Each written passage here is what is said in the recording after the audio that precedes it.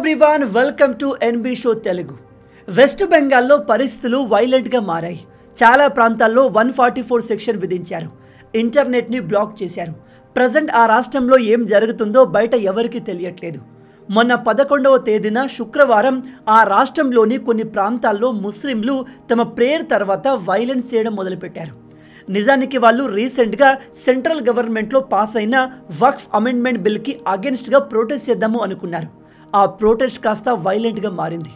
Especially Bangladesh బార్డర్లో ఉన్న ముర్షిదాబాద్, మాల్డా లాంటి ఏరియాలో ఈ వైలెన్స్ ఎక్కువగా ఉంది. రోడ్లను బ్లాక్ చేశారు, రైల్వే లైన్స్ని బ్లాక్ చేశారు. ముస్లింలు గుంపులుగా ఒక మాబ్లాగా తయారై షాప్స్ పైన దాడులు చేయడం, వాటిని డిస్ట్రాయ్ చేయడం, పోలీస్ కార్లను డిస్ట్రాయ్ చేయడం, ఈవెన్ గవర్నమెంట్ ఆఫీసులపైన కూడా దాడులు చేశారు. విలేజెస్ నుంచి ముస్లింలు గ్రూపులుగా ట్రాక్టర్లలో, ట్రక్కులలో సిటీ వైపు వెళ్తున్నారు. సిటీలో భారీ ఎత్తున ప్రొటెస్ట్ చేసే ప్లాన్ చేస్తున్నారు. ఇక్కడ విషయం ఏమిటంటే, ఒకవేళ మీకు సెంట్రల్ గవర్నమెంట్ తీసుకువచ్చిన రూల్ ఆర్ చట్టం నచ్చకపోతే దానికి అగెన్స్ట్గా ప్రొటెస్ట్ చేసే హక్కు ప్రతి ఒక్కరికి ఉంటుంది. కానీ ఆ ప్రొటెస్ట్ పీస్ఫుల్గా ఉండాలి, ఇతరులకు హాని కలగకూడదు. కానీ ఈ విధంగా పోలీస్ కార్లను తగలబెట్టడం, గవర్నమెంట్ ఆఫీసులపైన దాడులు చేయడం, సాధారణ ప్రజల షాప్స్ని ధ్వంసం చేయడం అస్సలు యాక్సెప్టబుల్ కాదు. అయితే కొంతమంది చెప్పేది ఏమిటంటే, ఇది కేవలం వెస్ట్ బెంగాల్లోని ముస్లింలు చేస్తున్న పని కాదు. దీని వెనకాల బంగ్లాదేశ్కి చెందిన స్లీపర్ సెల్ ఏజెంట్స్ ఉన్నారు.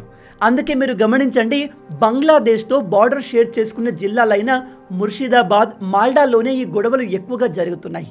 ఈ ప్రొటెస్ట్ భారత ఇంటర్నల్ సెక్యూరిటీని దెబ్బతీసే విధంగా ఉంది. ఆల్రెడీ మత గొడవల కారణంగా, మత రాజకీయాల కారణంగా అఖండ భారత్ని ముక్కలు చేశారు. ఇప్పుడు వెస్ట్ బెంగాల్ ముఖ్యమంత్రి అయిన మమతా బెనర్జీ తన కుర్చీని కాపాడుకోవడానికి అపీజ్మెంట్ పాలిటిక్స్ చేస్తుంది. చాలామంది నిపుణుల ప్రకారం మమతా బెనర్జీకి ఓట్లు వేసే మ్యాక్సిమం ముస్లిమ్స్ బంగ్లాదేశ్ నుంచి వచ్చిన వాళ్ళే. మీరు చెప్తే నమ్మరు, ఎలాగో వెస్ట్ బెంగాల్ బంగ్లాదేశ్ బార్డర్లో ఉంది కాబట్టి ఆ బార్డర్ నుంచి భారీ ఎత్తున బంగ్లాదేశ్ ముస్లిమ్స్ ఇండియాలోకి ఎంటర్ అయి ఇల్లీగల్గా సెటిల్ అవుతున్నారు. వెస్ట్ బెంగాల్లో ఇల్లీగల్గా వచ్చే ఈ ఇమిగ్రెంట్స్కి వెంటనే ఆధార్ కార్డులు, ఓటర్ ఐడి కార్డులు క్రియేట్ చేసే ముఠాలు చాలా ఉన్నాయి. ఈ విషయం మొత్తం కూడా మమతా బెనర్జీకి చాలా క్లియర్గా తెలుసు. అయినా కూడా ఆమె కావాలని వీటిని అలో చేస్తుంది. ఎందుకంటే బంగ్లాదేశ్ నుంచి వచ్చే ఇల్లీగల్ ఇమిగ్రెంట్స్ అంతా ముస్లింలే ఉంటారు. వాళ్ళు ఈమెకు ఖచ్చితంగా సపోర్ట్ చేస్తారు అని ఆమెకు బాగా తెలుసు. వెస్ట్ బెంగాల్ రాష్ట్రంలో పరిస్థితులు ఇంత దారుణంగా ఉన్నప్పటికీ, అక్కడి ప్రజలకు సరైన సేఫ్టీ లేకున్నప్పటికీ ఈమె ఎలక్షన్లో గెలవడం నిజంగా ఆశ్చర్యకరం. ఇలా ఈమె ఎల్లప్పుడూ పవర్లో ఉండేందుకు బంగ్లాదేశ్ నుంచి వచ్చే ఇల్లీగల్ ముస్లింల ఓట్లు, అలాగే వెస్ట్ బెంగాల్లో ఉన్న ముస్లింల ఓట్లు కావాలి. వాళ్ళ ఓట్లతోనే ఈమె పవర్లో ఉంటుంది. ఈమె చేస్తున్న ఈ పనులు మెల్లమెల్లగా ఇండియా మొత్తాన్ని హర్ట్ చేస్తున్నాయి.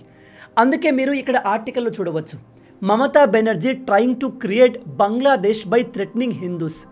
బీజేపీ ఎంపీ సుకంతా ముజుందార్, మమతా బెనర్జీ కంప్లీట్గా యాంటీ హిందూగా మారిపోయింది, ఈమె ముస్లిం అపీజ్మెంట్ పాలిటిక్స్ చేస్తూ వెస్ట్ బెంగాల్ రాష్ట్రం మొత్తాన్ని బంగ్లాదేశ్గా మారుస్తుంది అని చెప్తున్నాడు.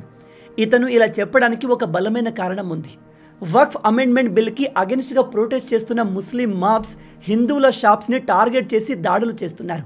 అలాంటి వాళ్ళపైన ఈ మమతా బెనర్జీ ఎటువంటి యాక్షన్ తీసుకోలేదు.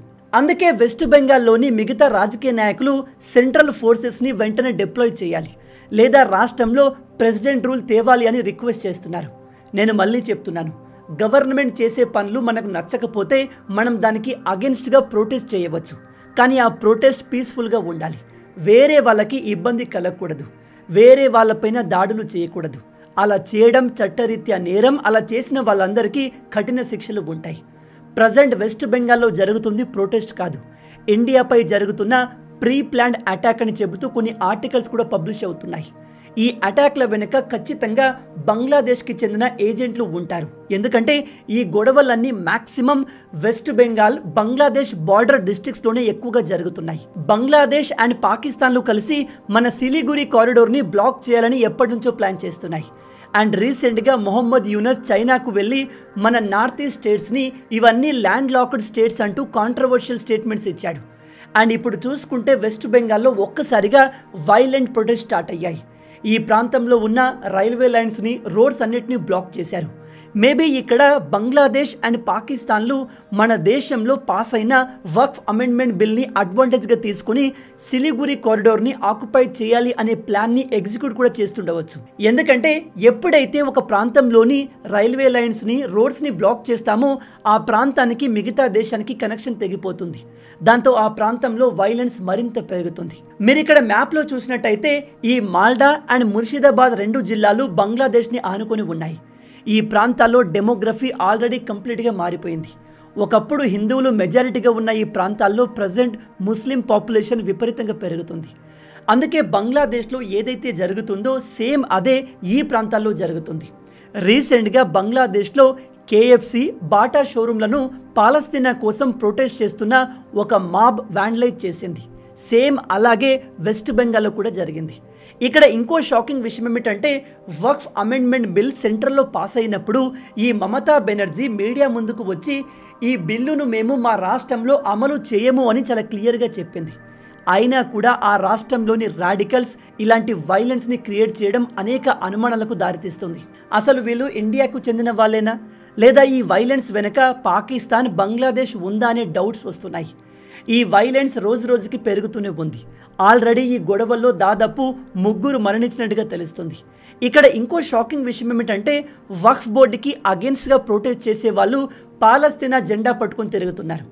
అసలు గాజాలో జరుగుతున్న గొడవలకి వక్ఫ్ బోర్డుకి ఏదైనా సంబంధం ఉందా? అందుకే చాలామంది వీళ్ళు వెస్ట్ బెంగాల్కి చెందిన ముస్లిమ్స్ కాదు, వీళ్ళంతా బంగ్లాదేశ్ నుంచి ఇల్లీగల్గా ఇండియాకి వచ్చిన వాళ్ళు. వీళ్ళలో చాలామంది బంగ్లాదేశ్ కోసం పనిచేసే ఏజెంట్లు ఉన్నారు అని చెప్తున్నారు. ఒకసారి ఈ వీడియో చూడండి. ఒక ఫ్యామిలీ ఫార్చునర్ కార్లో వెళ్తుంది. అదే ప్లేస్లో ముస్లింలంతా ట్రక్కుల్లో, ట్రాక్టర్స్లో ప్రొటెస్ట్ చేయడానికి సిటీ వైపు వెళ్తున్నారు. సడన్గా ఒక ముస్లిం మాబ్ ఈ ఫార్చునర్ కార్ని చూసి వాళ్ళపైన అటాక్ చేయడం మొదలుపెట్టారు. వీళ్ళను చూస్తుంటే చాలా క్లియర్గా వీళ్ళ దగ్గర ఇంత డబ్బు ఎక్కడిది, ఇంత మంచి కారు ఎక్కడిది అనే జలసితో అటాక్ చేస్తున్నట్టుగా అనిపిస్తుంది. అండ్ వీళ్ళు అటాక్ చేయడానికి ఇంకో ప్రధానమైన కారణం ఆ వెహికల్ పైన హిందూ ధర్మానికి చెందిన సింబల్స్ ఉండడం. ఇంకొన్ని రిపోర్ట్స్ ప్రకారం ఈ వైలెన్స్లో దాదాపు 30 కన్నా ఎక్కువ హిందూ షాపులు దోచుకోబడ్డాయి. కాళీమాత టెంపుల్ని వ్యాండలైజ్ చేశారు. వక్ఫ్ అమెండ్మెంట్ బిల్కి అగెన్స్ట్గా ప్రొటెస్ట్ చేసే వాళ్ళు ఇదంతా ఎందుకు చేస్తున్నారు? హిందూ టెంపుల్స్ని అటాక్ చేయాల్సిన అవసరం ఏమొచ్చింది? హిందువుల షాప్స్ని అటాక్ చేయాల్సిన అవసరం ఏమొచ్చింది? ఈ వైలెన్స్ని కంట్రోల్ చేయడానికి వెస్ట్ బెంగాల్ పోలీసులు ఎంతగానో ట్రై చేసినా వాళ్ళతో అవ్వలేదు. చివరికి మన బార్డర్ సెక్యూరిటీ ఫోర్సెస్ ఇందులో ఇన్వాల్వ్ అవ్వాల్సి వచ్చింది. రాష్ట్ర పోలీసులే ఈ మాబ్స్ని కంట్రోల్ చేయలేకపోతున్నారు అంటే అక్కడ లా అండ్ ఆర్డర్ ఏ లెవెల్లో ఉందో మీరు ఇమాజిన్ చేసుకోవచ్చు.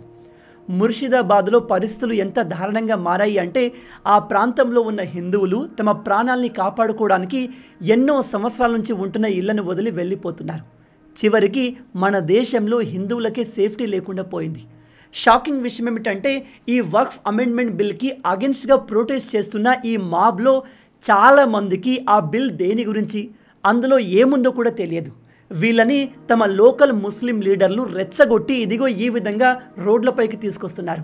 మమతా బెనర్జీ రాష్ట్రంలో లా అండ్ ఆర్డర్ని కంట్రోల్ చేయడం మానేసి ఆ రాష్ట్ర ముస్లింలను మరింత రెచ్చగొట్టే ప్రయత్నం చేస్తున్నట్టుగా అనిపిస్తుంది. ఎందుకంటే వక్ఫ్ అమెండ్మెంట్ బిల్ అనేది ముస్లింలకు అగెన్స్ట్ కాదు. ఆ బిల్ వక్ఫ్ బోర్డ్ని అడ్డం పెట్టుకొని దాదాగిరి చేస్తున్న రాడికల్స్ని ఆపడం కోసం తెచ్చింది. హిందువుల ఈవెన్ ముస్లింల భూములను ఈ వక్ఫ్ బోర్డ్ లాక్కొని వాళ్ళను హెరాస్ చేస్తుంది. దాన్ని ఆపడానికి ఈ బిల్ని తీసుకువచ్చారు. కానీ ఈ మమతా బెనర్జీ ఏమని చెప్తుందో తెలుసా? ముస్లిం సమాజానికి అగెన్స్ట్గా తెచ్చిందే ఈ బిల్ అని. రాష్ట్ర ముఖ్యమంత్రి ఈ విధంగా మాట్లాడేసరికి అక్కడి ముస్లింలు రెచ్చిపోయి ఇదిగో ఇలాంటి వైలెన్స్ని క్రియేట్ చేశారు. ఈ మమతా బెనర్జీ ప్రజెంట్ వెస్ట్ బెంగాల్లో జరుగుతున్న వైలెన్స్లో షాపులను, ప్రాపర్టీని కోల్పోయిన హిందువుల గురించి ఒక్క మాట మాట్లాడలేదు. కానీ ముస్లింలకు భరోసానిస్తూ ఒక అతిపెద్ద స్టేడియంని బుక్ చేసి ఏప్రిల్ 16న అతిపెద్ద మీటింగ్ని కండక్ట్ చేయబోతుంది. నాకు తెలిసి ఇదంతా కూడా ఒక పొలిటికల్ స్టంట్. మమతా బెనర్జీ ఇక్కడ చేస్తుంది ఖచ్చితంగా అపీజ్మెంట్ పాలిటిక్స్. ముస్లింలను ఓటు బ్యాంకు కోసం ఉపయోగించుకుంటుంది. అలాగే ఈ రాష్ట్రంలో ఇల్లీగల్గా వచ్చే బంగ్లాదేశీలపైన కూడా ఈమె ఎటువంటి యాక్షన్ తీసుకోవట్లేదు. ఎందుకంటే వాళ్ళు ఆమెకే ఓటు వేస్తారని తనకు బాగా తెలుసు. ఎలాగో నెక్స్ట్ ఇయర్ వెస్ట్ బెంగాల్లో అసెంబ్లీ ఎలక్షన్స్ జరగనున్నాయి. ఆ ఎలక్షన్ని దృష్టిలో పెట్టుకొని మమతా బెనర్జీ ఈ విధంగా బిహేవ్ చేస్తుంది అని కొంతమంది రాజకీయ నిపుణులు చెప్తున్నారు. ఈ వెస్ట్ బెంగాల్ని చూసి మనం నేర్చుకోవాల్సిన విషయం ఏమిటంటే రిలీజియస్ అపీజ్మెంట్ పాలిటిక్స్ చేయడం దేశానికి చాలా ప్రమాదకరం. ఆల్రెడీ ఇలా చేసే మన దేశాన్ని అప్పటి మహానుభావులు ముక్కలు చేశారు. అఖండ భారత్ కాస్త జస్ట్ భారత్గా మారింది. అండ్ గుర్తుపెట్టుకోండి, demography is the destiny. West బెంగాల్లో ముస్లిం పాపులేషన్ విపరీతంగా పెరుగుతుంది. దానికి తోడు ఇల్లీగల్ బంగ్లాదేశీలు కూడా భారీ ఎత్తున ఆ రాష్ట్రంలో సెటిల్ అవుతున్నారు. వాళ్ళపైన మమతా బెనర్జీ ఎటువంటి యాక్షన్ తీసుకోవట్లేదు. రాబోయే రోజుల్లో వెస్ట్ బెంగాల్లో ఏం జరగబోతుంది అనే విషయం చాలా ఇంపార్టెంట్గా మారింది. ఎందుకంటే ఈ కంప్లీట్ వైలెన్స్లో బంగ్లాదేశ్, పాకిస్తాన్ ఏజెంట్లు కూడా ఉన్నారు అని చెప్తున్నారు. అదే నిజమైతే ఈ వైలెన్స్ ఇంకా పెరగబోతుంది. వెస్ట్ బెంగాల్లో ఏదో పెద్దది జరగబోతుంది. చాలామంది మమతా బెనర్జీని తొలగించి రాష్ట్రపతి పాలన విధించాలని కూడా డిమాండ్ చేస్తున్నారు. ఓవరాల్గా ఈ మమతా బెనర్జీ పుణ్యమా అని వెస్ట్ బెంగాల్ మన దేశం మొత్తానికి ఒక హెడేక్గా, సెక్యూరిటీ థ్రెట్గా మారింది. ఓవరాల్గా ప్రజెంట్ వెస్ట్ బెంగాల్లో జరుగుతున్న ఈ వైలెన్స్ గురించి మీరేమనుకుంటున్నారు?